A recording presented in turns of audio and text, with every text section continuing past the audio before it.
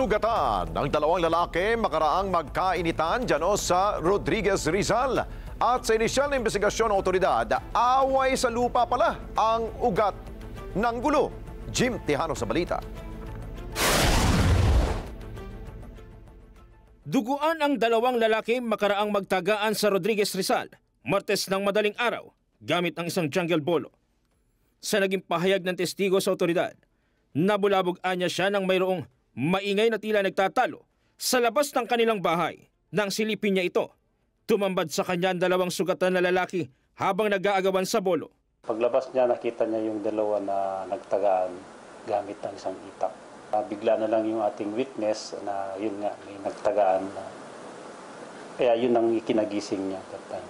Dinala sila sa ospital para ipagamot. Ang ugat sa krimen. Ang motibo nito is long-standing grudge at away ito sa lupa. Na-recover sa kanila ang hindi bababa sa 25 pulgada na sukat ng jungle bolo.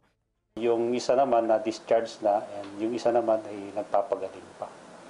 Then, inaantay lang ng ating kapulisan sa Rodriguez para magreklamo. No? They will file a case against each other. Inaalam pa ng PNP kung titulado ang lupang pinagagawa ng dalawang kampo. Civil case na kasi yan. Kung sino yung may possession, yun ang lamang niya. Jim Tejano, para sa mata ng Agila. Matatag, matapang, matapat. Maraming salamat sa inyo pong pagsubaybay sa Mata ng Agila Primetime. Para malaman ang matatag, matapang at matapat na mga balita, i-follow lamang at mag-subscribe sa @Net25 TV.